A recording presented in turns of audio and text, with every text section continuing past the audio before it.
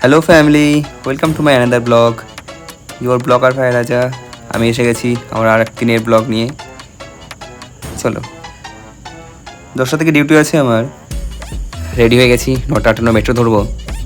Let's go, যাওয়া যাক। এখান দিয়ে মেস থেকে আমাকে 2টো ফ্লোর নামতে হবে, নেমেই তারপরে মেট্রো স্টেশন, ঠাকুরপুকুর মেট্রো। আবারও সেই রোজগার মতো এসকেলেটার দিয়েই যাবো। এসকেলেটারে চলে এলাম ঠাকুরপুকুর মেট্রো। এখান থেকে গেট পাস নেবো, গেট পাস নিয়ে সোজা মেট্রো স্টেশন। তোমাদের আগেই বলেছি, এদিকের মেট্রোটা এখনও পুরোপুরি রেডি হয়নি। এখানকার জোকা থেকে মাঝরাট পর্যন্ত এখন মেট্রো চলছে। এদিকে মেট্রোটা স্প্ল্যানেটে গিয়ে জয়েন হবে। এখনও কাজ চলছে, দেখা যাক। তোমাদের যাদের এসকেলেটারে উঠতে ভয় লাগে তাদের জন্য আমি একদিন এসকেলেটারে কীভাবে উঠতে হয় তার একটা ভিডিও করে দেখিয়ে দেবো তোমাদের। আর এখন ঠাকুরপুকুর মেট্রোতে আমি জানতে পারলাম যে নতুন অটোমেটিক টিকিট ভেন্ডারিং মেশিনও এসে গেছে। সেটা নিয়েও একদিন তোমাদের দেখাবো কীভাবে তুমি মেশিন থেকে টিকিট কাটতে পারবে। মেট্রো স্টেশনে উঠে কিছু জিনিস তোমাদের খেয়াল রাখতে হবে, যেমন এই দূরে যে হলুদ লাইনটা দেখা যাচ্ছে সবসময় এর বাইরেই থাকতে হবে, কারণ অন্যথায় বিপদ করতে পারে। মেট্রোতে প্রপার টিকিট কেটে তবেই তো ঢুকতে পারবে, নয়তো ঢুকতেই পারবে না গেট পাস ছাড়া। আমাদের মেট্রো এসে গেছে, 9:58 মেট্রো, 9:58তেই ঢুকে গেছে ডট। মেট্রোতে উঠে গেছি। এখান থেকে যাব জোকা, আমার হসপিটাল, জোকা ইএসআই হসপিটাল। তো 5 মিনিটের জার্নি, তারপরেই এসে গেলাম জোকা। এখান থেকে এসকেলেটারে নামবো। ঠিক আছে, তোমাদের জন্য বলেছি একটা ভিডিও বানিয়ে দেবো এসকেলেটারে ওঠা নিয়ে। অনেকেই আমি দেখতে পাই যারা খুবই ভয় পায় এসকেলেটারে উঠতে এখনও পর্যন্ত। আশা করি আমার ভিডিও থেকে তোমরা হেল্পফুল হবে কিছু। এই হচ্ছে আমাদের মেট্রোর কার্ড। মেট্রোর কার্ড করাটাও খুব ইজি। কাউন্টারে গিয়ে 200 টাকা জমা দিলেই ওরা মেট্রো কার্ড দিয়ে দেবে।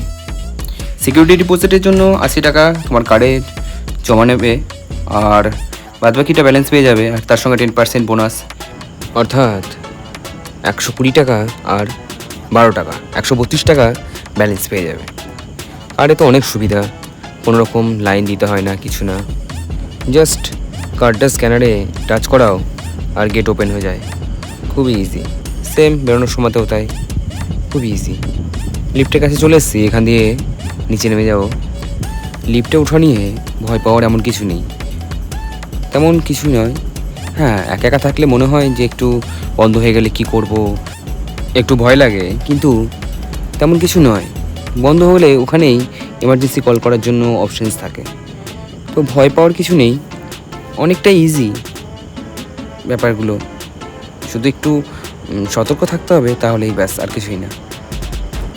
নিচে চলে এলাম, দরজা খুলে গেল লিফটের।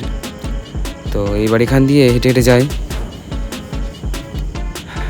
ইএসআই গেট, দেন মেন গেট থেকে এসআই গেট অব্দি চলে এলাম। এখান থেকে চলে যাবো আমার ইউনিট হেঁটে। চলে এসেছি আমার সিটি স্ক্যান ইউনিটে। এসে নিই এখানে একটা ব্রেন অ্যানজিও হচ্ছে। ব্রেন অ্যানজিওটা আমি শিখেছি, পুরোপুরি এখনও শিখতে পারিনি, তো দিদির হাত ধরেই শিখছি। এখানে দিদি দেখিয়ে দিচ্ছে ব্রেন অ্যানজিওটা, তোমরাও দেখে নাও একটু ব্রেন অ্যানজিওটা কীভাবে হচ্ছে। স্ক্যান কমপ্লিট হয়ে গেছে। এখান থেকে আমি ইমেজটা একবার দেখিয়ে দিচ্ছি তোমাদের। এটা ভেনাস পেজ, আর এইটা এবার দেখাচ্ছি যেটা, এটা হচ্ছে আর্টারিয়াল ফেজ। খুব ভালো এনহ্যান্স হয়েছিল এনহ্যান্সমেন্টটা। চলো মেট্রো করে এবার যাই, লাঞ্চটা সেরে আসি। লাঞ্চ সেরে আবার মেট্রো করেই ফিরবো, জানোই তো।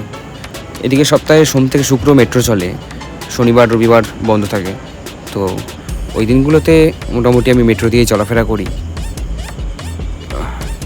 লাঞ্চ করে এসে আবারও দাঁড়িয়ে আছি স্টেশনে। 2:08 মেট্রো চলে এসছে, ডট 2:08। মেট্রোগুলো একদম ডট টাইমেই চলে আসে। আজকে আমাদের একটা ভাইয়ের জন্মদিন, তাই ওর জন্য কিছু করতে হবে। তাই রুমে এসে বাজার গিয়ে ওর জন্য একটা কেক আনা হয়েছে। কেকটা খুবই টেস্টি ছিল। তো দেখো ওর অবস্থাটা, দেখো কেকটা কাটছে। আমরা ভাবছি ও হয়তো আমাদের কাউকে খাওয়াবে, কিন্তু না, ও তাকে নিজে খেতেই ব্যস্ত। বাচ্চাদের মতো ব্যবহার ও যেন একদম ছোট বাচ্চা। আমরা তো সকলে পুরো অবাক হয়ে গেছি। এরপরে ওকে ভূত বানানোর পালা। প্রথমে আমরা ওকে ক্রিম মাখাচ্ছিলাম, তো ও তখনও কেকের ক্রিমগুলো চেটে চেটে খাচ্ছিল। ওয়াও! আর কেকটা এমন মাখানো হয়েছে যেন এটা ওকে ভূত বানানো হয়নি, ওর সাথে আমরা হোলি খেলছি। তারপরে লাস্টের তো এক্সট্রিম, এমনভাবে ক্রিম মাখানো হচ্ছিল যেন ওর গায়ে হলুদ হচ্ছে আজকে। আমরা সবাই তো হাসিতে একদম পাগল হয়ে গেছি। এমন হাসিটাটা মজার মধ্যে দিয়েই আজকে দিনটা কেটে গেল। চলো, আজকের জন্য এটুকুই। দেখা হচ্ছে পরের ভিডিওতে।